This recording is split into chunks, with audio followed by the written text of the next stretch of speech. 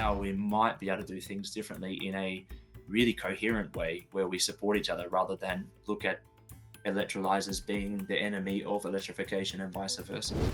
The strains of C and H and N don't change, the fundamentals of chemistry, Yeah.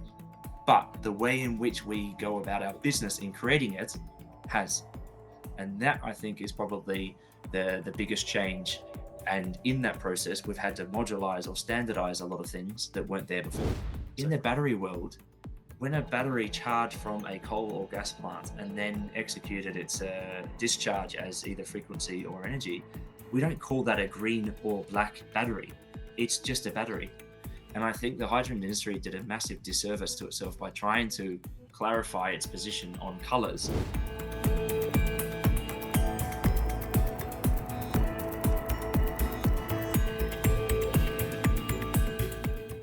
If the energy transition were a high school reunion, Josh Carmichael would be that overachiever who actually did something with their life, while the rest of us were still figuring out how to change our LinkedIn profile picture. While most green visionaries were perfecting their TED talk about saving the planet, Josh was casually building the world's largest battery in Australia and turning 50,000 homes into a giant power sharing network. You know, normal Tuesday stuff. He was Wood's VP of Hydrogen, which means he was either a genius or crazy enough to bet his career on the most explosive element in the universe. But now, Josh has a new dream, becoming a SAF advisor for a Formula One team. Because why not? Given that he once made Elon Musk deliver on a deadline in Australia, we're leaning towards genius. But let's ask him anyway. Josh, welcome. What an introduction. So, from Australia's mega battery to Wood's hydrogen ventures, what's driving your energy transition journey? Good question. So actually, it starts a lot earlier than that. So from a young age, I grew up abroad in Japan. I traveled quite a bit. Was born in country Victoria in Australia. Lived abroad and then came back and studied in Adelaide. And actually, on exchange in Hong Kong, from there decided to come to Europe and landed in the Netherlands. And there I studied for my bachelor and master's eventually in sustainability. And it was really probably in Amsterdam where my affinity towards the energy transition and low emission technologies in general was really triggered. And I studied the course in by the University of Amsterdam, led by some of the best professors at the time, which were sort of looking at the beginning of what we today call ESG and CSR, but much more from a business context.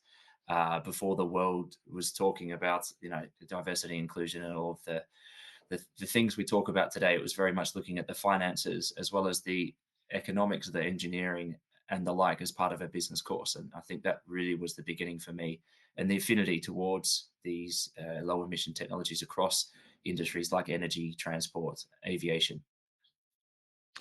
You helped build Australia's biggest battery project. Why did you switch to hydrogen?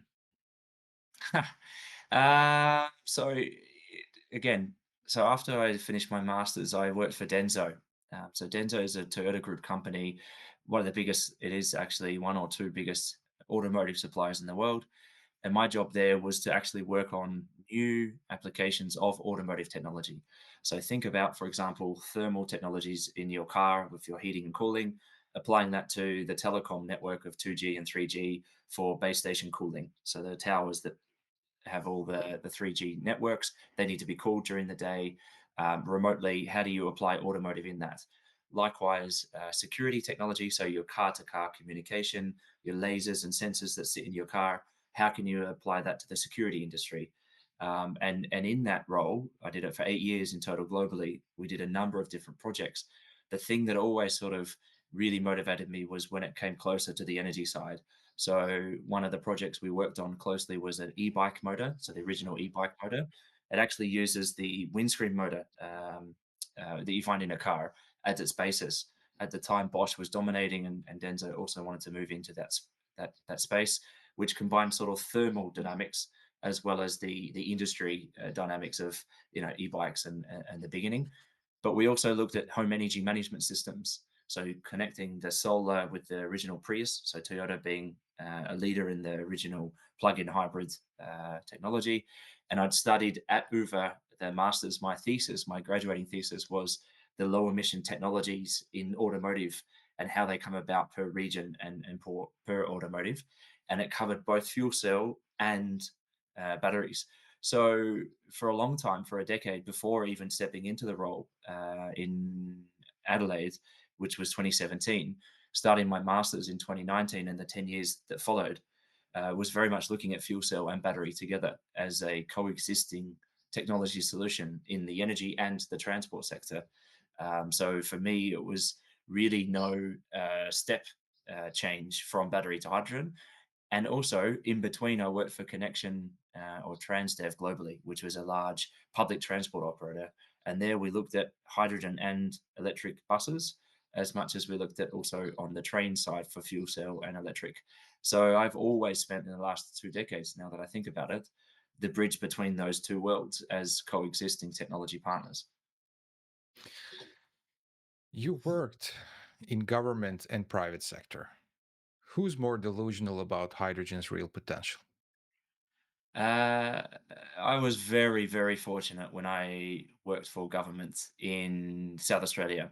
It was my hometown, so I knew quite a lot of the industries. I knew quite a lot of the people. Um, but also, I think the South Australian government is probably one of the most efficient governments globally when it comes to the energy transition. Um, I'll give you an example. So, when we had the idea, so the idea of the battery came about because we had a blackout effectively for a number of days. We lost complete electricity in the state. We developed a plan. The battery was only one of those components. There was also hydrogen and also gas, for that matter, as the energy plan. When we delivered it, there was a lot of conflict at the federal level. So there was a Liberal Party at federal, basically diminishing our project at a state level, which was a Labor. Typically, Labor and Liberal don't always agree. When the Labor government ended up leaving after the battery was delivered and a number of other projects as well, of course, the Liberal government came in, and we all expected them to rip up the contract and to basically diminish it, as they have done in other states, like in Victoria, where I also lived in Melbourne. They ripped up contracts for huge, huge billion-dollar contracts for example, the some of the roads and the links, just because the other government was coming in. In the batteries case, when the Liberal government came in, they actually not only didn't rip it up, they doubled down. They actually extended its size. They went 50% bigger and its effectiveness, because they saw the way in which the battery was delivered was very calculated. We didn't just deliver the world's biggest. It's probably one of the smartest batteries that were built, because it's owned and operated by a private entity, but underscored with payment, sorry, from the public service for a service which has a public good. So that was very unique in the market and still is today. And it's something we can cover later in terms of contract strategies to get government projects up in a private way. Was very Yeah. much first of its kind. And the government at that time in South Australia, and since then, both Labor and Liberal, have been very forward thinking in the energy transition. So I would say, in general, a lot of governments globally probably struggle, and I was very fortunate to work for the South Australian government at the time, where they were very forward thinking and cooperative across the different party lines, which doesn't occur in other states and other federal level. And I see that in the US, I see that in Europe now as well. You're like encyclopedia based on experiences.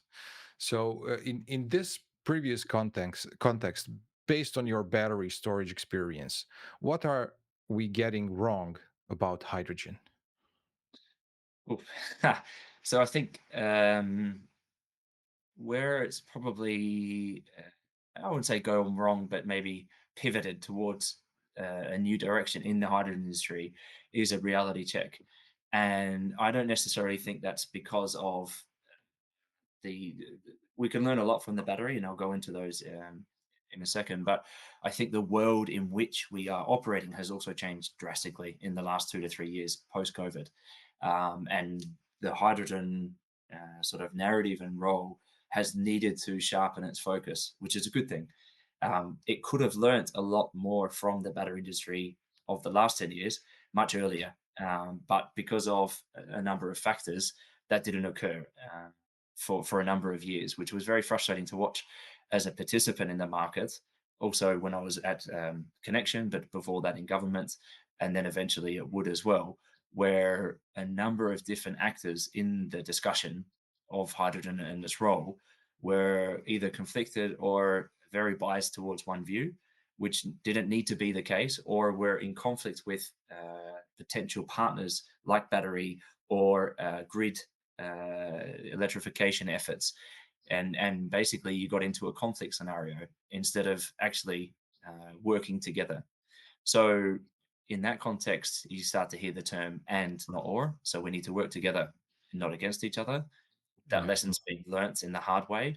But I think what the battery industry, what we did really well earlier on, was identified who we are with and who we are against, and how to work with the with to work against those against. So very, very tangibly, when we developed the big battery, we knew we weren't going to go up against gas. There was no Yeah. point going up against gas head on in the wholesale market because, you know, energy was provided for 5 to 10 minutes. Fine, let's not go up against gas, but let's go up against coal. Coal plants in Australia are typically at the end of their retirement. AEMO came out with reports, a number of reports recently around the natural retirements expected to be coming of coal plants, not because of environmental, just purely at the end of their life and economics. Coal plants can be clunky. They need a lot of time to ramp up and down. And the entrance of combined cycle gas turbines in the meantime has meant that coal versus gas wins. So what we did with the battery, we said, okay, in the wholesale market, we'll go against coal and be there for system strength when there's frequency disturbances. But also, because we are able to respond much quicker than the gas turbines, we can beat them in the frequency control market as well. And so you sort of keep your enemies close Yeah. narrative where the gas guys become your friends against coal, and but you also compete with gas turbines at the same time. And I think, battery was much more clear about where their target market was, what they were able to, but very clear what they were not able to do, which is multiple days of storage. And they said, "Yep, hands up, that's not for us. Let's target this segment first and build on that and stack the revenues, and from there grow." And now you're getting into a scenario where you've got gigawatt scale storage battery competing with transmission line or longer storage 10 years, 15 years later as the cost curve come down and the business models evolve. Hydrogen hasn't done that yet and clearly articulated where it needs to be targeting, which is a shame because we use a lot of hydrogen today, which needs to be converted anyway before we start going off tangents, looking at other industries from the get go. That's very good explanation. And why did this happen? What do you think? I think there's some sort of what I call hard factors and soft factors. So the hard factors are what you always hear at conferences: policies, regulations, subsidies, certainty, all of these things play a role. Um, Batteries are only ever one thing. They consume electricity and they generate electricity. And there's two markets or a number of different markets that might be. It might be in the wholesale energy market or it might be in the frequency control market. Hydrogen is so many different things to so many different things across two different industries, which is both the electric side and the molecule side. And nowhere, as far as I'm aware, in the last 100 years, we've sort of brought those two worlds together between electrons and molecules.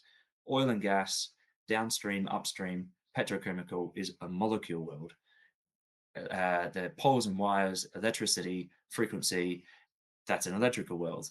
Where the hydrogen world got caught in the soft side was trying to figure everything out across those two worlds and go for policies and levers on the one side and then not on the other, or vice versa.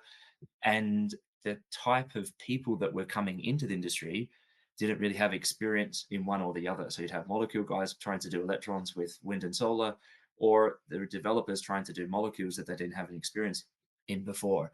And it took a long time for partnerships and trust and the softer side, and including the finance industry, to really understand the business models and the financing and the risks inherent in these projects, which was different before. And when you talk about, for example, gigawatt scale power to X projects, or even simple hydrogen conversion projects, there's a lot of, let's say, project finance risks that sit in these projects around technology, warranties, performance guarantees, with technologies that haven't collaborated before. They have on one side, on electrification, wind, solar, inverters, rectifiers, these have all worked together before. Same as downstream, you've had, you know, the Haber Bosch process with ammonia, with fertilizers, with refineries. They've all collaborated before. But when you bring those two worlds together and you're trying to make balance of plant equipment for electrolyzers and water supply as you are for a fuel, aviation fuel, or an ammonia fertilizer, while coupling that with a renewable energy offshore, for example, that's so hard to do. And if you're not very specific about what you're trying to achieve, it's even harder. And that, I would say, is the softer part, where too many developers earlier on went for too many different things, even fuel switching in a project, without saying to their creditors or their investors for their debt financing, this is what we are trying to do. And the battery was much better at doing that and say, no, we only want to do this, skip all the rest, that'll come later, fund this, fund the first 4 hours. And what we need for that is to change the intervals of bidding, which was what we were successful in with batteries, clearly articulate to the market operator, AMO, we need 5-minute settlements. 5-minute settlements puts us against gas, not coal. We can go in and out of the market and we can help reduce those wholesale costs because we're using cheaper batteries instead of old retiring coal plants that need to stay on for the sake of baseload supply. Is it just accidental that the oil and gas industry mostly stands behind hydrogen in terms of interests? What do you mean? Using hydrogen as a fuel for cars, buses, trucks. Yeah. So, yeah, so I mean, I mentioned earlier on around the pivot and the sort of Yeah, the focus that's now coming. A while ago, sort of a renowned person in the industry, Michael Liebrich, who worked for Bloomberg, New Energy Finance, and now has his own yeah, consultancy, came out with the hydrogen ladder. Um, Bit controversial for those working in the industry because it was a bit of a wake up call, but very clearly articulated that not everything, not hydrogen is not worth the same to everyone, and we shouldn't be focusing on things. That concept we actually in South Australia developed in 2017. So I mentioned early on in this interview, in around that period, we did the battery. We were also doing hydrogen and gas. We yeah. came out with a report. We used Advisian Worley at the time to look at the value of hydrogen per user at that time and net present value over many decades up until I think it was 2040 or 2050. And what was super interesting is if you look at hydrogen, the worth of hydrogen to the different players was quite drastically different. So, for example, ammonia and fertilizer users who already use hydrogen as part of their process valued hydrogen so completely different from the explosive industry. And the explosive industry in Australia is quite large because of the mining and Mm, the use of explosive in mining, which was completely different to new applications like transport in buses and taxis and cars. And you know, where should you be targeting? There's an economic rationale, which was more like fertilizer and ammonia or existing mm, grey hydrogen production, which is Librick's ladder, basically focus on the areas yeah, that either use it today or don't have an alternative. That's his whole sort of premises, which is true. yeah. Or the other way of looking at it is this sort of more economic slash political, which is what's the sexier way? What's the easier way? We, Yeah. we already have bus transport huge bus transport and a big depot sitting there, and we don't have a grid connection, could we be doing fuel cell, for example, or hydrogen? Or if one of the biggest employers in the state is Santos, in the case of Adelaide, or in Holland, we've got Gas Uni. If one of the biggest employers is a gas dominated industry, should we be leaning more towards gas networks and heating, for example? And you see that in the UK, for example, with Cadent and a number of others that are using the pipelines for hydrogen for either seasonal storage, offshore wind that's electrolyzed, or industry. That's the BP example recently that was announced. They got the FID on Teesside and Humber, which Wood was involved in as well, which was fabulous. Or you go straight to a new industry like homes or sort of transport. And often, even though you might have clear reasons to go for one or the other, politics come into it, aside from the economics and the rationale, and it annoys the engineers no end because it makes no engineering sense, the efficiency losses and everything, but a decision is reached, and lobbying and other factors like your accessibility to, if you already have a number of pipelines and they can easily be switched, then you're going to go for pipelines. If you don't have an ammonia or and was the case in South Australia, we didn't have a fertilizer or explosive industry. And so, as much as we would have loved to focus domestic and then export first, our whole premise was an export strategy to Japan and Korea, our large off takers, based on negatively priced renewables, which were coming into the market, like in Germany. That was the premise of our hydrogen export strategy that came out, despite the fact that actually the biggest users or appreciators of hydrogen at that time were going to be, I think it was off the top of my head, fertilizer and ammonia, because they already use it and there's no alternative. You can't electrify because of the Yeah. molecules that are involved. Yeah. So, what's the most overhyped and underhyped aspect of hydrogen technology today? Oof. So I think that's a good question. So um, it's interesting because people that are entering the hydrogen industry in the last 3, 4, 5 years are treating it like a new commodity. But if we take a step back, hydrogen has been traded as a commodity for decades. When Yeah. I entered Wood in 2021, actually the hydrogen business was steam methane reforming technology, SMR, and ATR, not the SMR, not to be confused with small modular for the Yeah. nuclear. This is Yeah. basically very sort of yeah, chemical. That's called downstream processing technology, where you crack things, you separate things, you combine things, and effectively hydrogen is no more, even in the new world of green hydrogen, water H2O being split from itself to create H2 and O. Fundamentally, that will never change. How you bring it in and with what inputs, and how you bring it out in what distribution manner in a pipeline or into a tank, may change over time. And I think, depending on who you ask, what's hyped and overhyped, you get a different view on how long they've been involved in the industry. For a lot of the Yeah. engineers in Wood, for example, hydrogen was just a commodity that had been traded for decades that can be created in different ways. It wasn't new. It was something we've done for 50 years. Yeah. For others, from the renewable side, it might have been something completely new because it was in a power to X application or ammonia or fertilizer.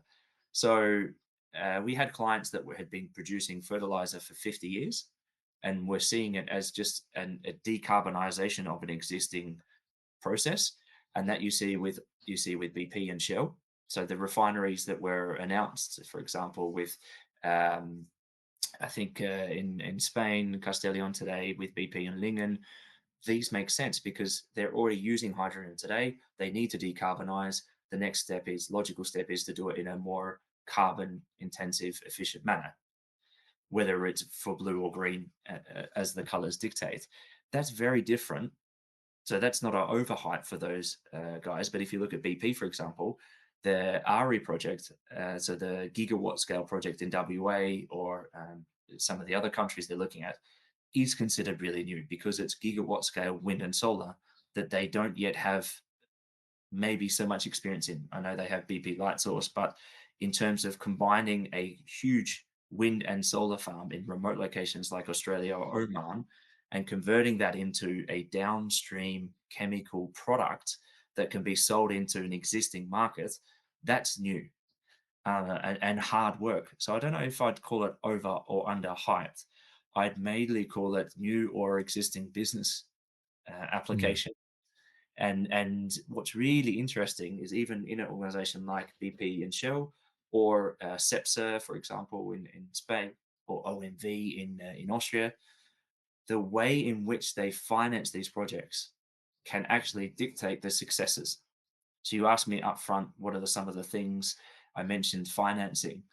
If you go balance sheet finance, where you effectively off your own books finance it because it's your own refinery and your own decarbonization, that looks very different from a capex spend CEO. The new CEO comes in and says we're not doing this, but we are doing that.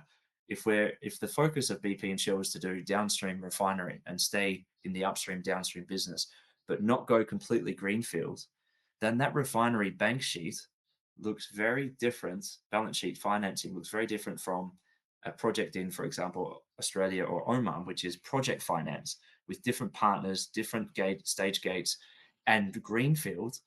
It's very hard in a single organization like BP or Shell for those projects to coexist under one banner of low carbon.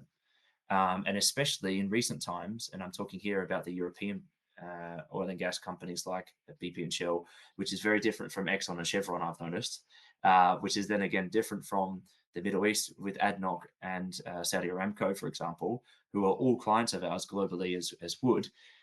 Even in those existing companies, how they approach finance and board approve these projects from balance sheet to project finance on the existing or a new site for exactly the same product, might be exactly ammonia for a fertilizer plant, is very differently viewed internally. And that may make or break a project. Very interesting. You mentioned so many things in this answer, but one of these is these big projects, and aren't these, you know, hydrogen mega projects just expensive PR stunts when we can't even make small ones work? You've Yeah. seen these days what's happening with projects around the world. Yeah, I really sit in sort of two camps on this one. I've been the beneficiary. I've seen the benefits of both. So but there's also nuances. So, for example, if I look at, for example, fuel cell buses, right? So, hold aside your thoughts on whether you think or not hydrogen should be something used in the transport sector today versus in 20 Mm. years from now. When we did, or we looked at trying a trial in Adelaide, we went out to tender. As I mentioned, in that time, we had a number of projects. A trial for hydrogen buses was one of those projects that we're doing around that time. We went out to market, we put substantial funding on the table for the generation of hydrogen at a depot, the actual fueling station, and a number of buses. In the end, we couldn't get a deal done. We couldn't get that trial up. Fast forward a number of years when I worked at Transdev in the Netherlands, we did a similar exercise with the Rotterdam province, where we're South Holland province, Rotterdam area, and we were actually looking to do something very similar, funding for generation, on-site refueling, and buses to the tune of 20 to 40. Very similar type of funding that we did get up. It was very successful. And if I look back and I look at what was the success factors, there's hard and soft factors. So the hard factors were the willingness of suppliers to meet the budget requirements, the ability of the gemeente and the province to come forward with permitting and approvals. Um, but most importantly, where we failed in Adelaide was on something simple like on the soft side. For example, if the transport division of the state were not able to willingly accept the project in a 10-year time frame and only 2 years, and all the costs needing to be write off, or the width of the buses not being sufficient and not being willing to be considered as a trial separate from, and I'm talking about a number of centimeters here, like the bus specifications and how they need to be built. If they don't match and the people are not making a willingness to incorporate that in a trial, then it just fell over. And the economics might be exactly the same, and they were. The economics were exactly the same. because of the soft factors and the willingness, one went up and one didn't. And one was unwritten by a contract, and the other one was sort of more the project finance model, and all the risk was put onto the private sector. Whereas the Rotterdam one, which was successful, there was carrying a lot of risk on the public service side, as much as the private sector on to Transdev and Everfuel, who ended up winning the project. Those are really, I think we don't talk about often enough. And at conferences, we talk about regulation and we talk about policy, but there is some really fundamental stuff that you can get right in these projects, which would enable the success, whether they're big or small. And I don't think we talk about this enough at conferences on the good things that we've learned to date from the projects that have been built, whether they're big or small, to then translate those into the next projects that need to be built, whether it's in the energy sector or the transport sector or whatever's being considered. That would be the first point I'd make. And the second point that I'd make is more around, you mentioned, should it be big or small? Should it be even built at all? I said and not or. One of the most important pieces of work we did in the Hydrogen Council was a sort of a member, a steering committee member at one point, and I was the representative. We work with, so McKinsey does a report every year for the Hydrogen Council, but Beringa did a number of reports, and I was on the work group that did an analysis that looked at the integration of hydrogen, the benefits of the integration of hydrogen in any network from the electrification point of view. So we're very quickly, and I already mentioned this years ago at COP in Glasgow when I first joined, said would, but we're very quickly getting into this intersection where we're conflicting with each other.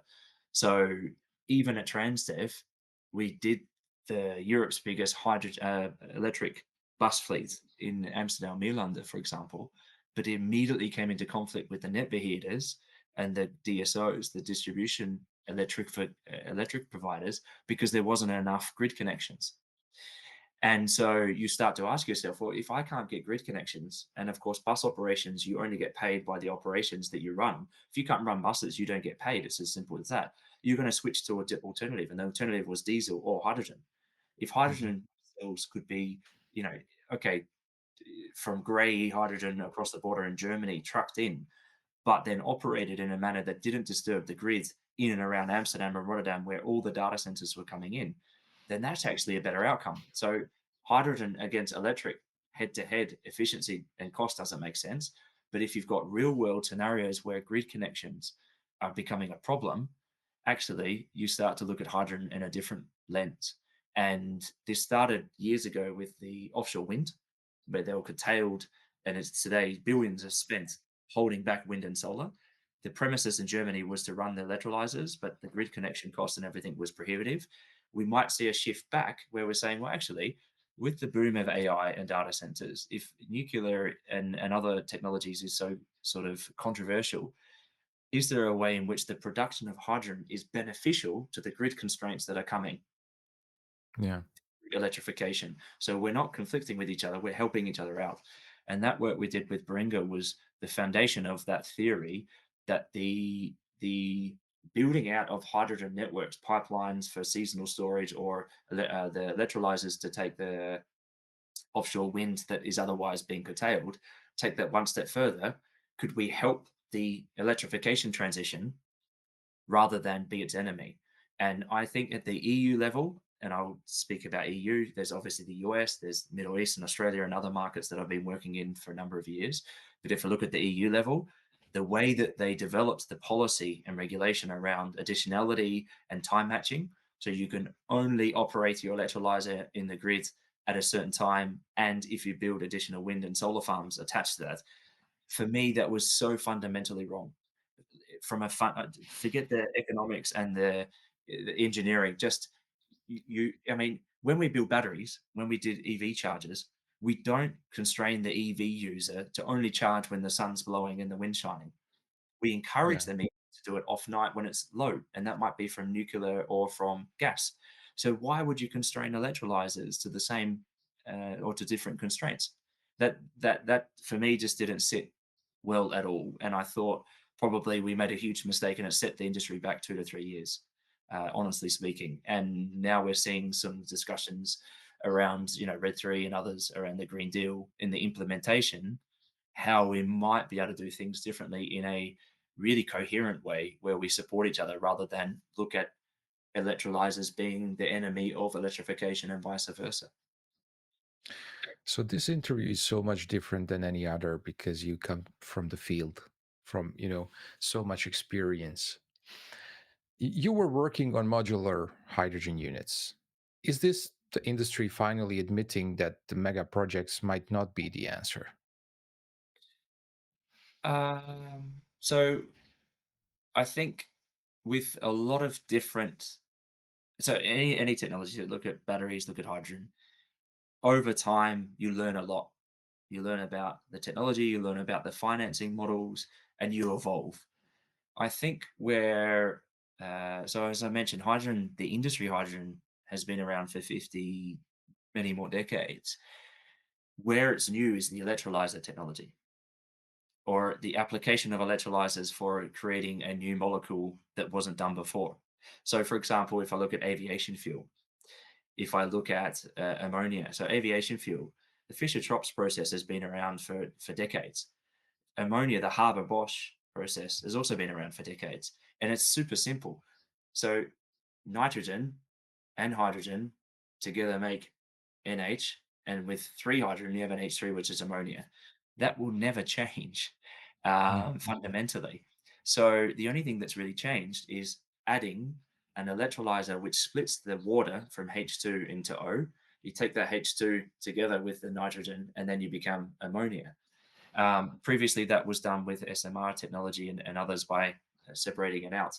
But methanation, a lot of the things that we've been doing for 100 years in processing technology with chemicals, with polyethylene, with cracking things, the strains of C and H and N don't change, the fundamentals of chemistry. Yeah. But the way in which we go about our business in creating it has. And that I think is probably the biggest change. And in that process, we've had to modularize or standardize a lot of things that weren't there before. So, for example, the fuel cell stack on the electrolyzer, getting from kilowatts into megawatts, getting that balance of plant from megawatts into tens of megawatts, 20 megawatts, has been new for a lot of players. But if you look at the electrolyzer technology itself, Nels had one sitting related to a pumped hydro facility. When you went to the opening facility of Nel years ago, the first thing they said is we've been doing electrolyzers for decades. It's been here since forever. We know how to do electrolyzers. ThyssenKrupp has done on the back of steel mills and others electrolyzers alkaline for years. So alkaline electrolyzer technology new. Alkaline electrolyzer technology in an ammonia process coupled with renewable electricity coming as electricity converted into molecule, that's new. New partners, new technologies, new standardizations, new safety, all of that needs to be developed from scratch, basically. And there you have some standardization and modularization, which is a good thing, coming into it.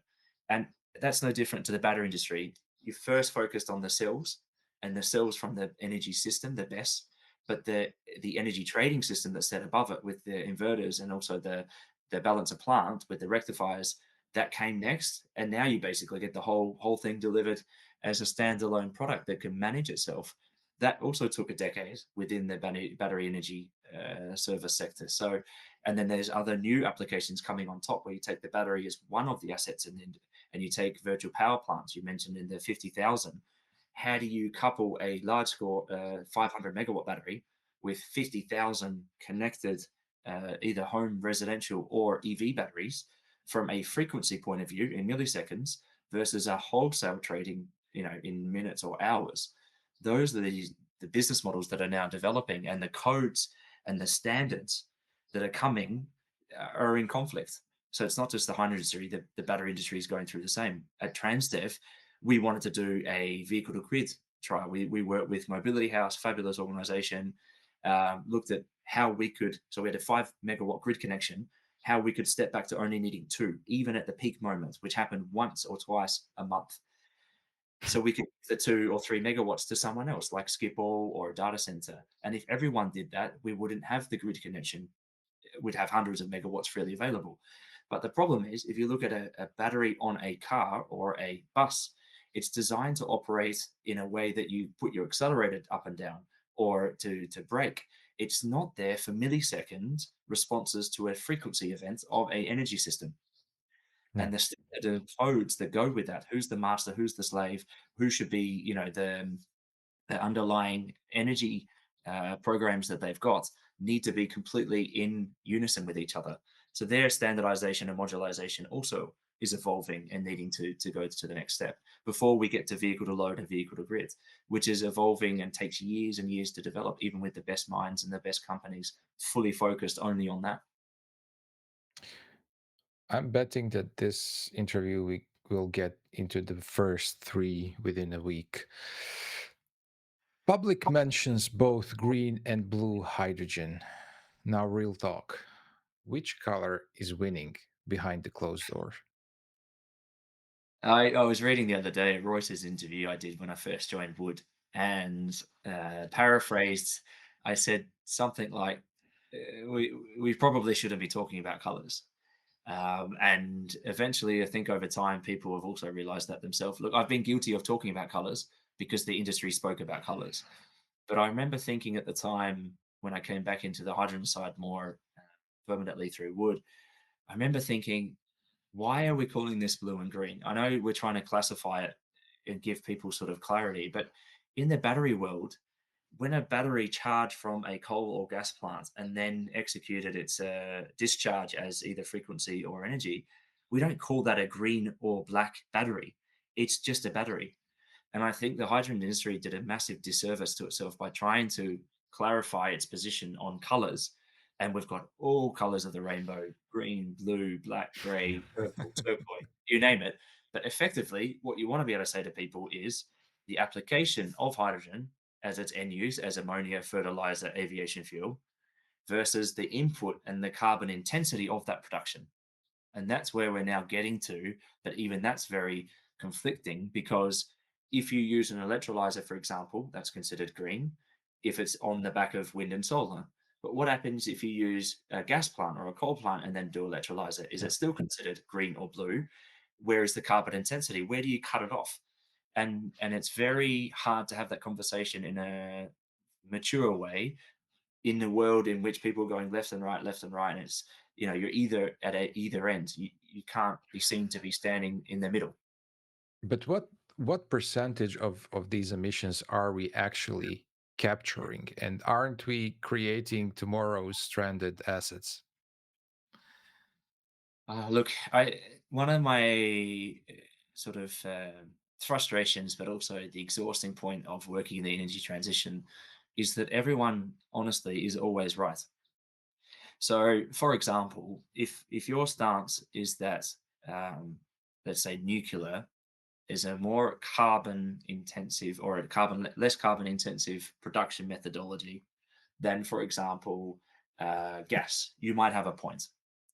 But if that nuclear then causes a issue for the country in terms of its application, or there's no water available, or the dispensing of the waste, for example, needs to be stored somewhere, and that's someone else's problem, that doesn't often come into the discussion.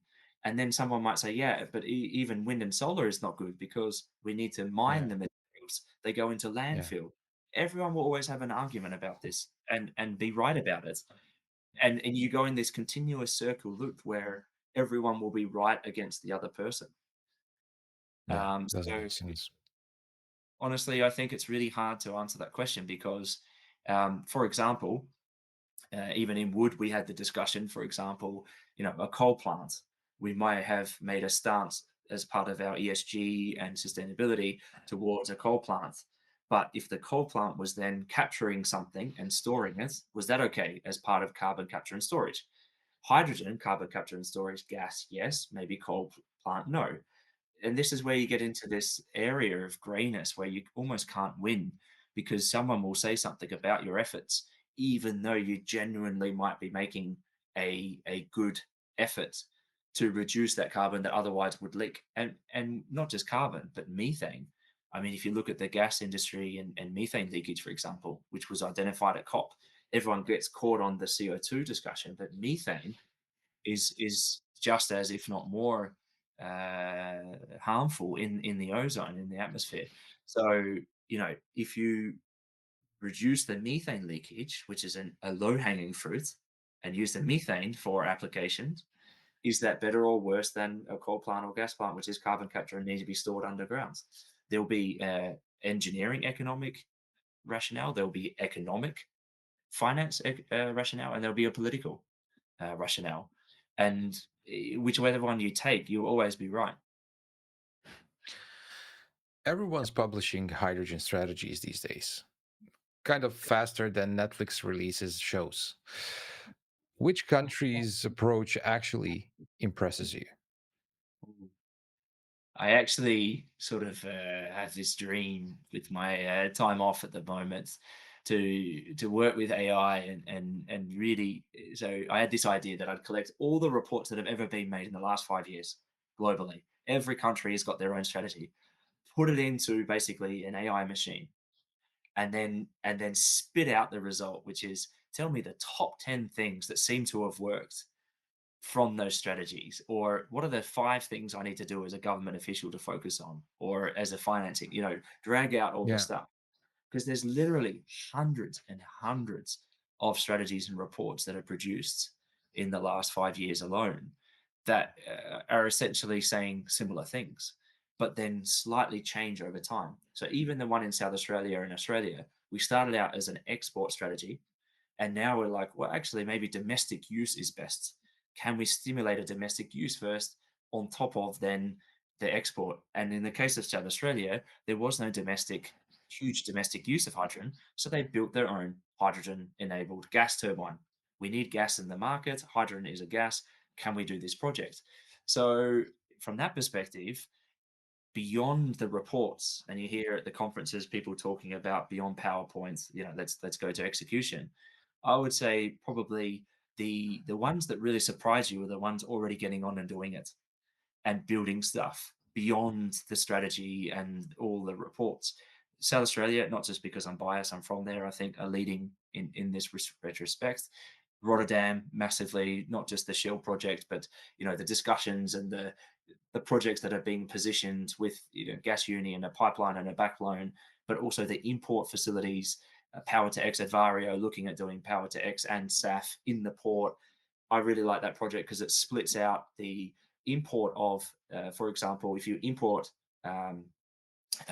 methanol, for example. So biogenic methanol is one of the biggest, I guess, commodities going forward that might be attractive to people. And we saw it in projects in the US, in Canada, in Norway. Biogenic might come from, for example, pulp. So when you break down cardboard, the recycling industry with paper, you release CO2. But if you capture that CO2 made from paper and pulp, then it's sort of biogenic. It's naturally creating. It's just being released.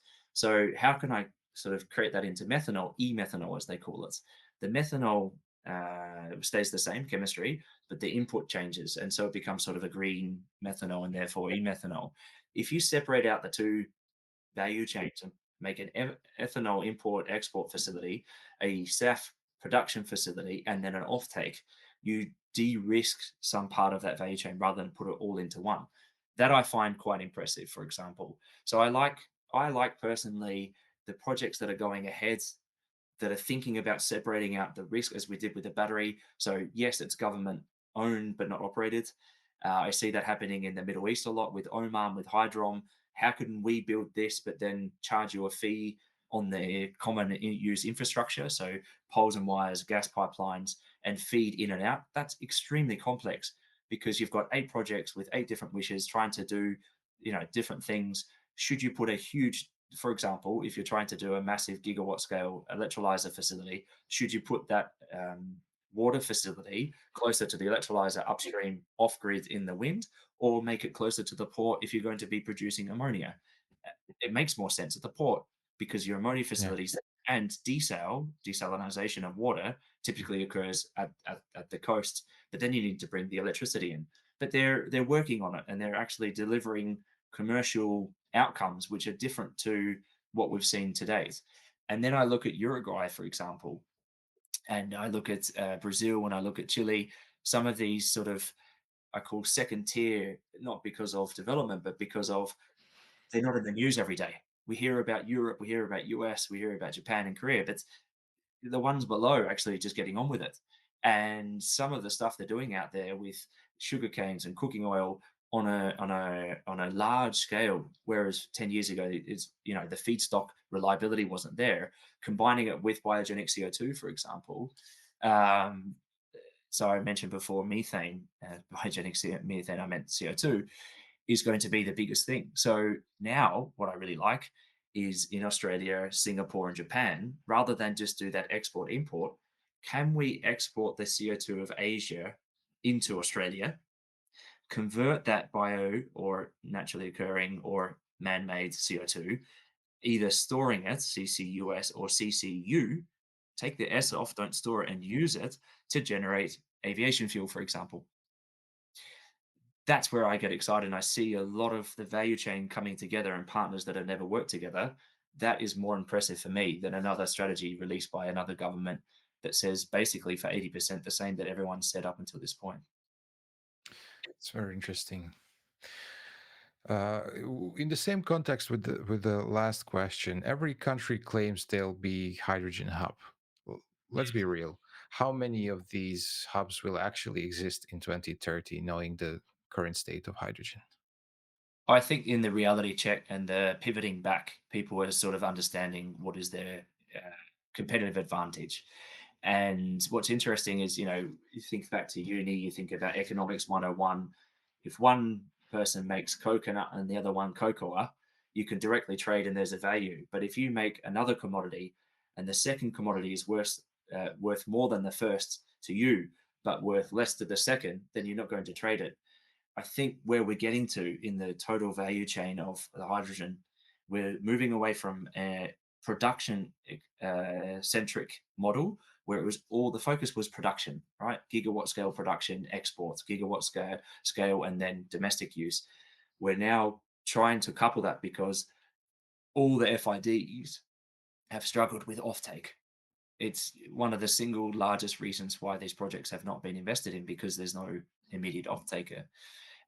So if you can couple the offtake, which is the demand side, together with your production, and I mean that in a theoretical way, it doesn't have to be co-located. So let's separate out the production of one and the use of another. And if you look at, for example, with green steel, that's one, and why I like Oman and the Middle East.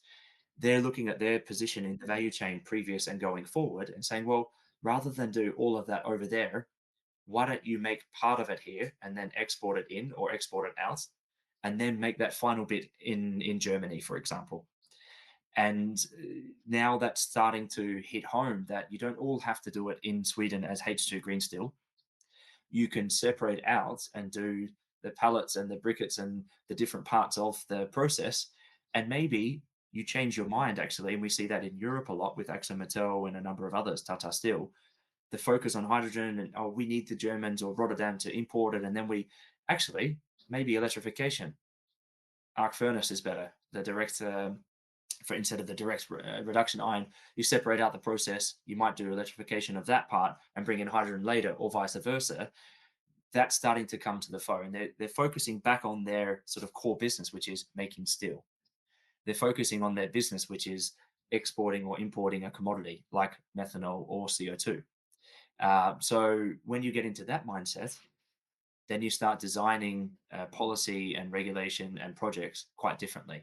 And I think that's probably where you see BP, for example, pivoting now. They announced recently from whatever it was, 18 projects to five or whatever. The five or three that they've now chosen have reached FID are almost exclusively their own sites that needed to be decarbonized anyway, together or without with partners. So Lingen is their own refinery, whereas Teesside needs different partners to be providing CO2, and they can offtake into a SAF or into a storage facility into a depleted part of the North Sea. But it comes back to their own, you know. So you Yeah, went from looking at the world to just no, but what's my world, and what do I need to do in that world? That's the big pivot that's occurring across the entire value chain, which is a good thing for the industry. I hope so. What's the crucial missing link in hydrogen adoption? Um, Multiple. I would Yeah. say, I thought about this in the last weeks since stopping, and you get the time to really think. I think, where has it been success? Where has it failed? What could we learn from other industries that have been successful? Um, Again, I'll go back to the hard and sort of soft factors. Hard factors are absolutely policy, regulation. So, for example, if you force someone to build a new wind farm and operate only at the times that that wind farm operates, that's a killer. If you require funding to be that in the first 12 months an investment decision reached, but a feed, front end engineering design takes 18 to 24 months, that's a killer. If you require, you can go down your lists and say, well, under what circumstances would all the money in the world, all the funding, not be applicable? Then you get an outcome of where that funding and policy doesn't make sense. And I think, RWE has been fabulous in this area with being really honest and saying, thanks for the money, but we won't take it, because it's not going to stack up for us, even with this cash. You've seen it, projects in Spain also walk Yeah. away, even with the contracts for difference, even if they get money, that doesn't work for me because I can't get the permitting in time. So, yes, we talk about regulation and policies. Yes, we talk about funding, but let's bring it back down to a really pragmatic way, as if you were, as a politician, a developer. If it takes 10 years to get a offshore wind permit, and the requirement is for your electrolyzer facility to be ready by 2030, that doesn't match, right? Even if you get an investment on your wind farm in 2 years, which is incredible, and then go the permitting, you're at 2035 anyway for the wind. So let's just think rationally. That doesn't work. So can we bring it back to a model that works? And I think targeting the industries that need hydrogen the most and already use it is one of the first steps. So let's target refineries and downstream chemical, facilities. Let's target aviation because we've got a policy, a stick on the aviation that a certain percentage needs to be mandated as fuel. Let's put the investment in there on the production and demand side at the same time. Because to date, we've only focused on the production side, and still we couldn't get the investment decisions required. So a contract for difference, offtake model, whatever that looks like, and you work your way down each item, and then you start to really see a difference. So investment. So look at the investment model. Look at the risks inherent in any EPC lump sum turnkey contract versus a partnership model of an EPCM, for example, or an owner's engineer, bringing in the EPC contractor earlier on as part of an offtake. That's what Neom did, and partly why they've been so successful. The off taker is also part of the EPC, so that, that if it goes wrong, it's also on them as the demand center. They, not only as an EPC contractor, but also as an off taker, they won't get their hydrogen. Let's look at those models going forward and how you design your project partnership model as well as your finance, project finance or balance sheet finance going forward, and use those nuances in each one of those as you go down the list to then try to drive some successful investment decisions that we all need. That would be sort of my reflection. And the soft side, that's the hard side. The soft side is some things you can't help. So, for example, trust. Trust is just something, and it's so often talked about but overlooked. When you go to make an investment in a management team, into a developer, into a project, if you have a coexisting relationship, if you have a runs on the board, if you've worked together before, it goes so much smoother and easier and more cost effective. The battery project you mentioned earlier on and we've spoken about is actually, it was won by the Hornsdale Power Reserve, HPR. That's actually a joint venture between Neoen and Tesla. One of the biggest heroes in that story wasn't just Tesla, it was actually Neoen. And Neoen don't like to, big themselves, so they sort of sit in the background. Even at the announcement when everyone flew over, they were sort of in the background. Um, they had the relationship with a number of their financing organizations for decades through the wind and solar projects. The battery that was being built was on their wind farm in Jamestown. So they already had the grid connection and the experience, so when it came to parental guarantees, when it came to financing, things were turned around in hours, not weeks or Mhm. months, because they had Yeah. full trust in that management team. And I think sometimes we often overlook that when we look at the projects. Why didn't they succeed? Oh, because of funding. Oh, because no, actually, the management teams had not worked yet together with the technology providers and the financing in a cohesive way, and have no track record, and therefore you price in the risk of working with these people. as much as you price in the technology risks such as performance guarantees and warranties.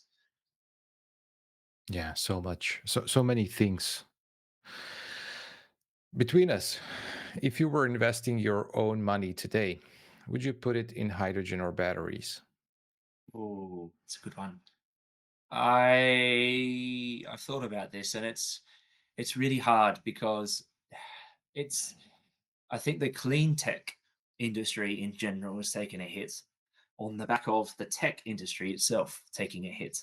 So if you look at post COVID, there's been a number of high profile cases in the tech scene where investments hasn't worked out, financing became more expensive.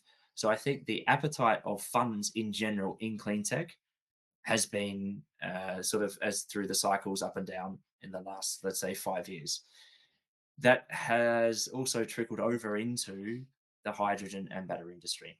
The hydrogen industry, for example, with electrolyzers and their ability to scale up to manufacture, but also it's not immune to the battery industry. The battery industry was going, flying high, and then all of a sudden, Northvolt, the darling of the European battery industry, fell over, and it's going to be dissected. Was it the Offtake, or was it the investor Volkswagen not being aggressive? Was it? There's so many things to it, but the battery industry itself also is really struggling to convince investors going forward. So to answer your question, I find it really difficult to answer that question, not because I'm indecisive, but because while I think batteries and hydrogen have the major role going forward in the energy sector as much as the transport sector, and also aviation and ammonia and all the things we talked about today, I'm also struggling to see how to effectively position that money into an investment decision that's forthcoming in any given project or any given developer. And I think that's a really, for the reasons that we've discussed in this interview, there's so many hard and soft factors that come into play. I wouldn't know where to put my money. I have ideas, but I wouldn't be doing it risk free. It would be, I'd have to go in knowing that one of two or three would fail for no reason other than a grid connection, management change, whatever you think can't happen, it happened. That was not the answer I expected. I thought you are already knowing where to go, but that's very, very interesting and hard. You know, I know where to go. Don't get me wrong. I know where to go. yeah, I know where the money needs to flow. But I mean, this discussion's been going on for years, right? So when I joined Wood and we had the COP in Glasgow, it was in our hometown, effectively, or one of our hometowns. The first almost 50% of the discussion that we had, and we had panels and events all week long, was financing. And the message was there's so much capital ready to be deployed, and there's so many projects that need money, but there's this gap between the money finding itself into these projects. How do we fix this? That's 4 years ago, 3 years ago. That hasn't changed, and in fact, it's got even harder because yeah, of some of the failures, because of the risk appetite of these climb tech, that they weren't making money on the other side of tech, so now need to make more money over here. The resurgence of gas and oil, we cannot ignore. As an investor in Shell or BP or ADNOC or Saudi Aramco, yes, you expect decarbonisation, but not at the cost of the returns of your institutional investors. And so, while some funds have been more successful than others, like Copenhagen Investment Partners, CIP, for example, Macquarie, Brookfield, these guys, their model of taking on more risk on more scale and accepting more losses might be very different from Josh, the private investor, with a couple million to play here and there, and thinking, "Oh, this is it. If this one fails, if this one project or team fails, I'm done." Then I have a different risk appetite or profile than CIP, yeah. which is different to a institutional retail investor, for example, who's doing indexes, and you're just one of the companies that they're investing in. And that's not just the clean tech industry. That's all industries. If you look at wood, for example, if you look at BP and Shell, huge shareholder pressure about returns. Every other Yeah. day, you need to move from London. You need to go to New York. You need to have, you're being outperformed by Exxon and Chevron. You need to, yeah, fine. But at the end of the day, so many other companies are facing the same pressure, and they've been doing exactly the same thing. So Why is that return not there? Why is the cash flow not there when you've been doing the same thing? And then the expectation changes back to more returns. Then you're going to pivot back to oil and gas, where the returns in the last 2 years have been more suitable to that appetite. And that's Are that's decision that's yeah. are decision makers actually listening to engineers? I think I posted on LinkedIn when I said I was taking some time about one of the top few lessons I've learned earlier on in my career at Denso, Toyota, how impactful engineers can be in not only the design and the application, but also the end user experience. So I mentioned earlier on the e-bike example, as small as we would have loved and we needed to make. So take it from the end market. They want it to be in the front fork, right? So the on the bike you have the front and you have the middle. Bosch went for a center drive. We were looking at a front for multiple different reasons. But every fork globally is standardized to have a certain measurement or where the wheel needs to fit. So you've only got that room to play with. The smaller you made thing, the more hotter it became as the torque. As you increase Yeah. torque, you increase temperature. That is just sort of common sense. So there's this trade-off between torque, so your power that you're giving the consumer, this heat that you're generating in the motor versus the size that it needs to be. That all needs to come together. And I spent years working at Denso and then eventually in government, Transdev, and now at Wood, where I think it's not only that engineers aren't appreciated as much as that they probably should or could be, it's that we don't speak each other's language enough. That the sales and marketing, consumer side don't talk to the engineering, design, manufacturing. So your manufacturing, for example, looking at that, we often in the hydrogen projects will focus on capex, so how much are things going to cost, but we forget to talk about the opex, which is how much are things going to cost while operating. Same with the big battery. If you design a battery to be doing this, but instead it does this, that's going to have a degradation effect on your cells. That will have an effect on how costly that becomes over time as you do that, millions of cycles or hundreds of thousands of cycles across the whole site. That will then sort of, if instead of 10 years you get 5 years, then you need to replace them. So you might save money on the capex, but blow out your opex. That's no use either. You need to bring those two worlds together. And I think that's probably what I've spent my whole career trying to do as a translator, work between those two worlds. Engineers should be heard, but equally the end market and users should be heard, and we need to speak a common language. And I think maybe sometimes where engineers get stubborn is that they think in a process or in a chemical or in a certain way, and sometimes can't get out of their own box that they exist in. So you need to help them out of their box and say, okay, you can design the best process, chemical process, but if it can't be sold to a client, it's of no use whatsoever. If it's Yeah. being put into a tanker and they need it into a storage facility, no use. If it's using gas instead of CO2, no use. So you do need to help both sides a little bit come together much, much earlier and then help the finances understand the risk, but also the mitigations, the easy mitigations that you can apply. So, for example, if you're worried about on the OPEX, your performance guarantees and warranties that you're going to basically flog the machine too hard that it's going to collapse. Can we either design it differently or can we assign someone like Allianz or Munich Re, the insurance industry, to underwrite the performance of the electrolyzer over a given time, irrespective of how you operate it?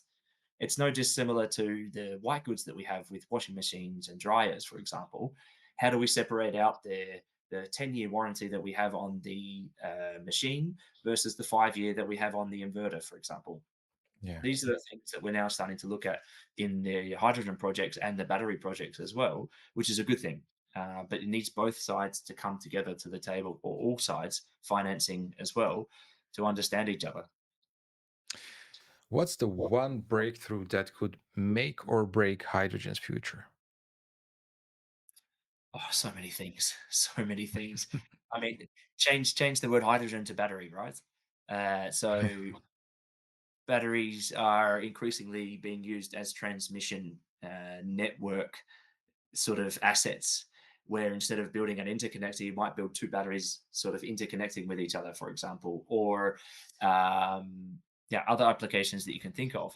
And yet, Europe's biggest battery facility on the automotive side collapsed while having an off-taker and a guaranteed, because the change from NMC to LFP is so drastic in the Chinese market that it's flogging or coming into the automotive, which then kills the cell, the production facility of cells in Europe, which will then impact Europe's ability to produce cells in the energy transition. That's just one example. So if you use that example and apply it to hydrogen, something that happens over there. So for example, if China goes massive on, so China, think about the shipping industry. So people are talking about hydrogen in shipping, right? There's a debate around whether ammonia or methanol is going to be used. If China pivots towards e-methanol using the CO2 that's produced from the industry, they have huge industries in China making all the stuff that we need globally. Convert that into methanol for the shipping industry, which is for whatever percent, massive percent Chinese. The containers and ships are all controlled by China. Suddenly, you're going to absolutely flood the e-methanol market globally. So if you're a developer trying to develop methanol in Sweden or in somewhere for Maersk, for example, and we saw a classic example of that. So Ørsted developed the flagship one project in Sweden and got to an FID with an off-taker and still cancelled the project, hundreds of millions of euros in. So they reached FID, in construction stopped. You start to get to a situation where, like, well, should I be doing e-methanol in Europe if the Chinese are going to flood it because of their shipping industry? Yeah. Likewise, in the Middle East and Egypt and other countries that want to do fertilizer industries, for example, and decouple the value chain, should we be producing fertilizer in these new industries where there's wind and solar to do green hydrogen and green fertilizer? Or should we go back to the countries that are producing it today and try to decarbonize them? There's so many things to consider, and what makes it exciting but also challenging to give a straight answer on what would kill it, because there's so many facets to it that could make or break the success of hydrogen, as much as batteries, as much as all the other technologies that we're considering alongside, including CO2, including carbon capture and storage as well. What's the worst subsidy or incentive policy for hydrogen?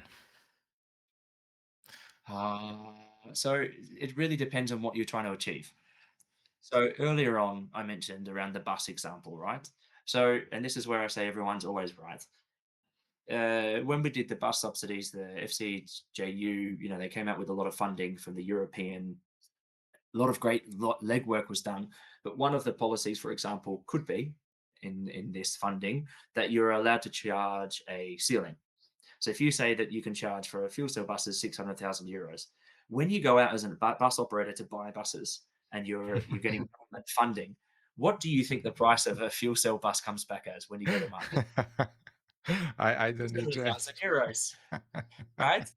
Because you've told them what the ceiling is. And they're like, oh, it's Yeah. funny enough. It comes out at 600,000. So good intended, but you end up with a sort of negative result because maybe the buses were 400,000. But Yeah. if your objective is to develop a bus network in Rotterdam connected to the Rotterdam, hydrogen backbone, and you can get cheap hydrogen to fuel those buses, then that's a great result, right? Yeah. Because you're not making a bad impact on the grid. So that's why I say it's really hard to answer that, because everyone will be right. Head to head, fuel cell buses can't beat electric. But head to head fuel cell versus diesel, that should be the first objective. There is a lot Yeah. of benefits. If that replacement of diesel buses has a positive effect back on the battery side, the battery electric side, because of grid connections, then it's a second beneficiary. But if, as long as you only look at things in a very isolated head to head way, which is typical of the age we live in, with so much short term attention spans and sort of conflicting views, you can't be for hydrogen against diesel and for battery at the same time. Actually, yes, I Yeah. can. You have to take a stance on something. It's becoming really hard to know what is a good or bad decision, because eventually, someone's what is it? Someone's waste might be someone's treasure. Look at CO2. CO2 is a really dirty word, and there's going to be a carbon tax coming with the new year and all the regulations with Red 3 and everything. But maybe that CO2 becomes so expensive at $200 or $300 a kilogram to be used at another project, that rather than release it into the atmosphere, they use it in an e process, an e methanol or whatever, or store it. what's more valuable, that you reuse it again and release CO2 but have a second life, or store it permanently underground where it's not released? It really depends on what your take is there, financially, engineering, and philosophically. Some people are absolutely opposed to storing carbon underground. I get it. But then what is the alternative? That you reuse it and release it into the atmosphere. You have to live with that. Or you Yeah. don't reuse it and you just accept that you're releasing it anyway. So you can't take a stance against without coming with a solution for. And I think that's where we're now getting to in the energy transition, where it's not just yelling at each other from both sides on what doesn't work. There has to be a way where it's and not or, where we figure out your waste is my gold.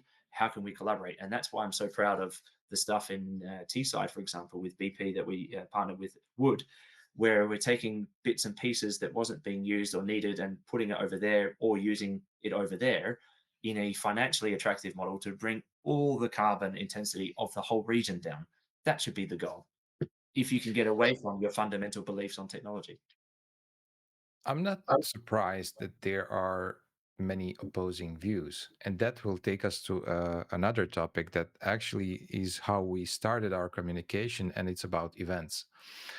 But having opposing views and rejecting the opportunity for a conversation, say debate, but I'd rather say a conversation with somebody who has opposing views, to me is pretty, at least to say, strange. Because I had some people being op- opposed to something, but rejecting the opportunity to discuss this with the other side. And It, that, it, you know yeah. I've had that for my whole career almost. And I mentioned earlier on around sometimes not only are engineers, but people have a certain way of thinking. I'll give you some really good examples. So when I worked at Transdev, for example, and we're doing both electric and fuel cell, if you stay away from whether hydrogen should be used or not, electric against diesel, I had people come to me at conferences. So because we were delivering Europe's largest and the biggest, one of the biggest in the world with the Amsterdam, and we're doing grid, what I mentioned earlier. I had people come up to me and say, "How dare you even think about energy storage on a depot? Because you're going against sort of society by doing AC and DC." There are some people that absolutely only live in an AC and it's like the comic world where you are either Marvel or you're DC, and you'll be in a convention and you'll be like completely marveled. It's like, you know you get into these huge fights about nonsense. You have to be in either camp. I had another example with the battery when we did the big battery, and people were talking about the fact that batteries could only be there for a couple of minutes, and then after that they shouldn't be considered long-term storage solutions because of electrical trip efficiencies. For example, yes, batteries are at 90% better than the alternative, but then they can't be there for minutes or hours. But then, like I said before, okay, but then hearing from my perspective, so if I look at energy efficiency, batteries at 90, 95% or whatever they end up being, gas turbine might be at 34%, 30 or 40. And so if you're going to kill a battery because of efficiency, then let's talk about, for example, hydrogen at being 30 or 40% efficiency and then going into a car or a bus. But they remove that last part and say, no, no, no, no, but that's different, right? So that's a different application. That's transport. I'm talking about energy. I'm talking about storage. And it's like, well, you can't do that. You can't separate out in an argument and use one rationale and then block out the other parts of it to support your theory, which you're not willing to change. And even now, when I was working also at Wood at some of these conferences, and you'd have a discussion around the philosophy of ammonia being safe or not safe for storage in tanks or on a ship, for example, or the philosophy whether or not e-fuels should be used or not because of the the oil to wheel and all the conversion losses. Fine, but let's have that conversion loss discussion on efficiency with the knowledge that today internal combustion engines run at 30 to 40%.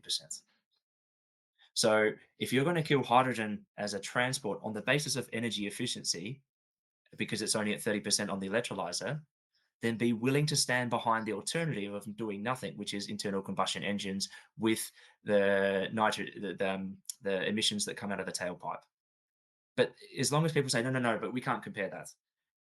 then you get Yeah. back to the point, well, I can't argue on the other thing because that's not a fair discussion if you're not willing to consider the perspective of another part of the discussion because you're only focused on this part here. You started an avalanche of comments about events in hydrogen industry. Is the hydrogen event industry actively preventing deals from happening by creating too many conferences? That's a really bit of a thought-provoking question. Look, I didn't do it to criticize. I did it to really bring it out to the attention of. I just said what everyone was thinking. Yeah. And it's not just the sheer volume, it was also the sort of the lack of efficiency. So the thing that really irritated me was when you had two conferences identical to each other, right next to each other, days apart. So you'd fly everyone in for a hydrogen conference into Amsterdam to talk about offtake, and they'd say, "Oh, there's no offtakers here. We're talking the generators. Oh, we're doing SAF, but where's all the airlines? They weren't there at their Yeah. conference." Day later, or the same day, you'd have a conference for the SAF, specific SAF industry, talking about, offtake and how hard it is to find good producers. And it's just like, and it's so, seeing that too often, and then you've got the conferences aren't just the headliner stuff. There's also the ministerial between the governments. There's the hydrogen councils. There's so many different ones. And then you overlay that with the gas industry. So you've got Gas Tech and Adipec and their discussion of hydrogen. And I just thought, A, it's too many, but B, we're missing each other. We are literally physically missing each other. I'll fly in for a hydrogen conference in Oman or in Abu Dhabi and miss the ADIPEC. And ADIPEC, Aramco, ADNOC, some of the biggest users and producers of hydrogen today are not even in the hydrogen conversations in another part of the value chain. And I found that a real shame. And so again, not a criticism. Is it holding back the investment? I think it's not helping, but I wouldn't finger point and say that's the reason why, because there's a lot of great stuff that comes out of the conferences. Some of the CEO roundtables that I've had, where you get a developer, a financer, CEOs, engineers, government, they all come together, right? And then you close the door and you just have a really honest discussion. This is what I'm finding. This is what I'm seeing. Even if you order that electrolyzer, it's probably 2 years. You might want to consider changing out technologies to put two alongside each other. Oh, I didn't think of that. Or no, methanol is not ready yet in Europe because China, like all these things that you don't get to really discuss, you can put it on the table. There are really good things that come out of these. Or I really enjoyed, for example, Reuters and Financial Times. The questions that journalists ask are so different when it's moderated. When the industry moderates itself, it's quite vanilla. That you almost, what are the top 5 reasons we don't reach FID? All right, so policy, funding, subsidies, all of those. When you get a journalist in, says, "Well, you said this, but now you're doing that. Tell me why that's happening." You Yeah. get these really, really pointy questions that you can't. You sort of almost see them squirm. Like, shit, I can't give the generic statement here around policy and regulation. I need to be specific. Like, if you were to give me 500 million euros today, and require Mhm. that in 1 year I reach FID, knowing that the wind parks that I need to build because of additionality in the clause will take 10 years. I'm not going to build that project. That's the type of conversation you get on a stage at Reuters and FT. So Yeah. I don't necessarily think we should take those events away. We just need to make them more thought provoking, challenging, and effective around the same time from each other to bring the offtake and the producers together, which wasn't occurring before. And who was it for? When I posted that on LinkedIn, there was a number of replies, as you mentioned, but someone said, I don't know which one to go to. I've got a young family. I'm traveling my whole life. Help me Yeah. out. I mean, that's honestly, then I thought, well, what are we doing this for? You're trying to encourage and entice the next generation into the industry that we need to build these projects, and they don't even know where to go to ask for what, and because it's so overwhelming. I think there we did a disservice as well, and probably need to scale it back to more targeted conferences. And I have some ideas for that, but it's going to take some time, just as the industry needed to pivot towards its uses and the Yeah. ladder of Liebrich's ladder, for example. we need to sort of almost do a conferences ladder where we say, well, which ones have the most impact to get to Yeah. FID? What's really going to turn the dial on these projects? Based on that post, we ran a survey. And Okay. our survey shows 75% of respondents were disappointed with conferences. 25% found networking useful. Half of the survey respondents were saying that conferences aren't sharing best practices. Are we just doing PowerPoint karaoke at this point? PowerPoint karaoke. That's a good one. Um, I think in 2021, 22, when I first joined, there was a lot of good stuff being discussed because there wasn't much around. So similar to when I worked at Transdev, we did the big fleet in Europe. I, traveled to Berlin. People would visit us. They'd visit the site. They could touch and feel those touch and feel moments of a minister being able to see how 300 electric buses can be managed and replacing diesel on the back of a conference. They're actually really effective. So also the World Hydrogen Congress now, you start to see the tours of Rotterdam, and also, they visited my site, the bus sites with Everfuel. People start to realize how hard or easy things are because they get the explanation. But I think then we sort of entered 2 years of, okay, yeah, but I go back to Rotterdam, and what do I learn? Because I already know about the harbour. So what's next? Where did it fail? Was it the EPC contract with lump sum turnkey versus EPCM? Was it the funding allocated as an investment? All of these things. I don't think we captured that in the next 2 years, while projects really went through the FID process. And some conferences did, and where RWE and Orsted, they were really honest and could share their honest feelings. I think I was at the one of the events in Spain.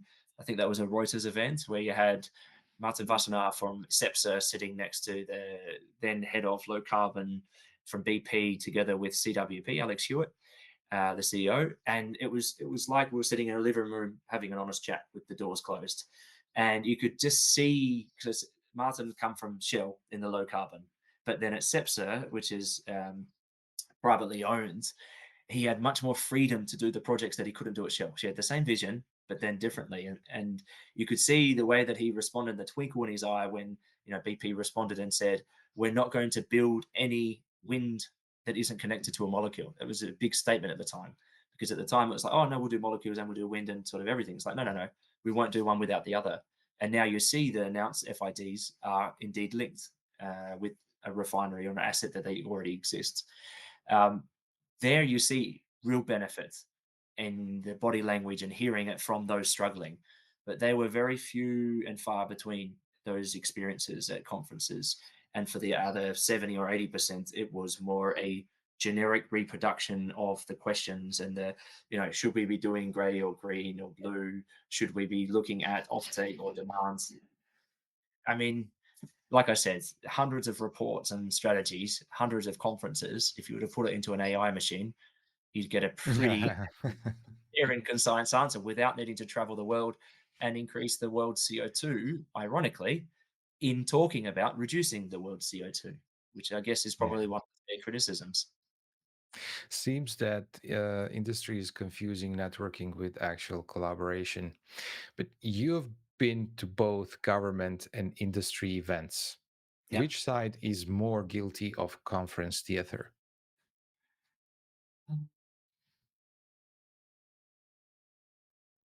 Uh, well, okay. So you mentioned private and public Yeah.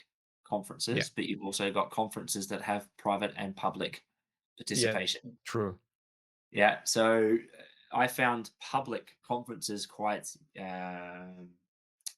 unique. They were more intimate. So the government wanted to know, should I be doing this or that? And they'd bring in a broad stakeholders and they'd get the honest answer. Like, if you were to do this, of course, there's a bit of lobbying in the answer, like trying to push it towards one direction, but you got multiple different stakeholders expressing a view. And we did that a lot around the energy plan that we developed in South Australia, for example, and involved all voices. So in that way, I find that because they're not commercially motivators, governments don't make money from conferences. when a government organises a conference, they're trying to get to an answer. So I find them to be more effective sometimes than a commercially run conference. That being said, some of the commercial conferences I've been to globally where there is an offside roundtable with government or even meeting, I met the, the Premier of South Australia in Rotterdam. That was one of the best meetings I've had. So the Premier, Malinauskas, asked me, we had 30 minutes together. We're just on the stand. He just asked me point blank, you know, you're a South Aussie. You helped us with the battery, the energy plan. We're trying to do this. You now work for Wood. Just tell me, you've got 10 minutes. Tell me what I need to do. What am I missing? Is it clusters? Is it domestic? Is it export? Just share with me. And I find that governments are more probably eager to and willing to listen to a range of stakeholders than maybe some of the private sector, which have a narrative that they need to follow because they're already a producer of ammonia or they're a producer of aviation fuel, and will look at it from that lens. So maybe I'm answering the question to say that on both occasions, I think governments, if you have the right government intention, like the Department of Energy for the US, when they visit the Yeah. World Hydrogen Conference, super interesting because you get to speak to the people that behind the Inflation Reduction Act. What were you thinking?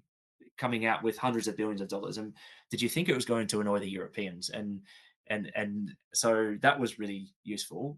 And then you've got the Hydrogen Council. So as a body, the Hydrogen Council has representatives. The CEO events of the Hydrogen Council were fantastic. And one of the best panels I saw were always a part of the Hydrogen Council events because it was closed doors, everyone's phones off, no records, no big statements in the media from Reuters, and no just Yeah. hard. And I've heard some amazing, funny, very funny comments come from those panels that you wouldn't typically hear, and from a CEO or an executive of a very large company. That's very interesting. And three-quarters of people say events don't meet expectations. What's your checklist? What's your checklist for deciding which 10% of conferences are worth attending? Yeah, so um, conferences, the business model changed. So conferences. So when I was working at Transdev and I was invited to speak, I didn't have to pay any money. They were genuinely trying to extract information from me about what made or did not make. And the reason that as Transdev would participate is because we knew in the audience was other government officials. So I'd stand in Berlin and talk about the pros and cons of doing an overhead charging versus a depot versus a fast charging in terms of state of health, state of charge, grid connection, the full shebang as an expert, not just a bus operation, but an energy expert. And then I'd have people after that come up to me at the conference from Sydney, from Chile, Bogota, and then say, "Oh, well, you're doing Bogota. Can we talk about 300 in Bogota?"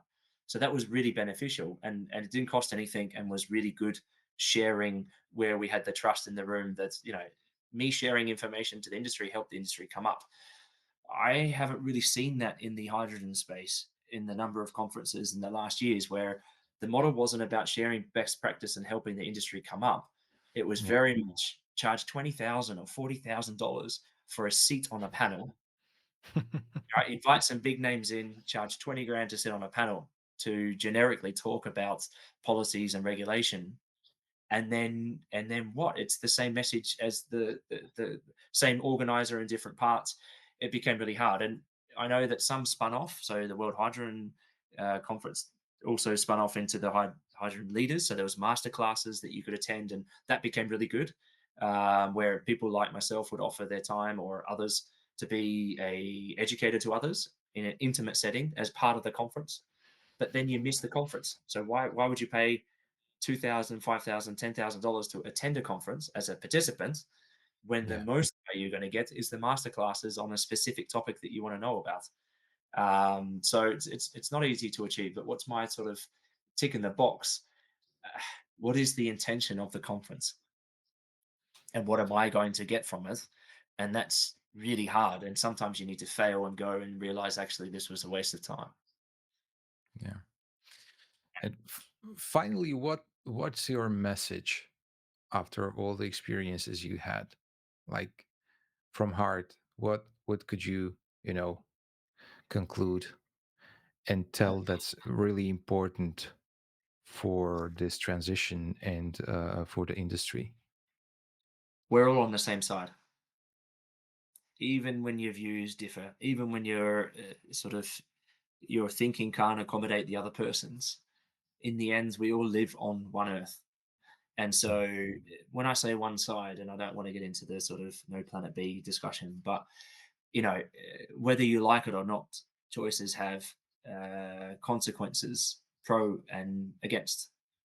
And so when we talk about solutions, when we talk about what do we need to do, sometimes it's really hard, but we need to leave our philosophy at the door and deal with things more in a pragmatic way and call stuff out. If a $500 million loan or a government subsidy is not going to get an investment over the line, then don't take it. Yeah. And I see I see a lot of different clients that I've worked with do that, but I've seen others that take it on and then still go ahead and then fail and say, yeah, it was because of the permitting or something else. But actually, it was their internal processes that didn't allow them. So I would say collaboration and trust are the two things that we miss and need to work on, and will only get from actually doing the 3, 4, 5 projects that are going to matter. So it's really good that instead of 100, we're doing 10 or 20, but we need to focus in those 10 or 20 the trust and the collaboration and the lessons learned. And if we do conferences going forward, I want to hear from Orsted. I want to hear from Flagship One and Liquid Wind and how that all worked. And I'd love to hear from Northvolt on what were the circumstances that brought their collapse. Because if we don't learn from Northvolt Yeah. and Tritium in Australia and all of these, we're going to develop the next failed economy, and we can't afford for that. Yeah. That would be my wish and ask of the industry. Put your differences aside and maybe just understand for a second that they're not out to attack you, but maybe share a different opinion on the same topic. What's next for Josh? Ah, I don't know. Some more time thinking. I've got a really good network. Already speaking to different people. There's some personal stuff I want to work on. Already noticed. So one of my sort of uh, areas of improvement, let's say, is I'm great with ideas, but putting them on paper structurally and then designing them is really hard sometimes. And so I've actually taken a subscription for Canva, where you can design with AI, with technology. Like you can just go like, I'm thinking this and this. So my brain is the same, but someone is doing the work for me to convert my images and thoughts into a Yeah. design that I didn't have Yeah. before. So on the soft skill stuff, I'm going to develop, and on the employment stuff, I don't know. I mentioned Formula One, SAF, e-fuels. I mentioned biogenic CO2. I called it methanol. That was a mistake. CO2. How do I take dirt and convert it into gold? These are the things that excite me. Let's see where it ends up. Josh, thanks so much for being my guest today. Thank you. Looking to amplify your brand in the hydrogen energy sector? Welcome to H2 Energy News, your go-to platform for impactful industry insights. Every month, we connect with over 80,000 visitors and generate more than 251,000 page views. Our reach is unmatched with over 1.2 million web impressions and a loyal social media following of 9,000 plus. Our newsletter reaches 77,000 plus subscribers, decision makers, industry leaders, and innovators. Want to target specific markets? Our geo-targeting capabilities cover Europe, the United States, and the MENA region. We reach key stakeholders, 27% senior executives, 32% directors, and 20% owners and partners. H2. Energy News isn't just a news platform, it's where the hydrogen energy community converges to shape the future. Join us and let's make an impact together. Visit energynews.biz and take your brand to the next level.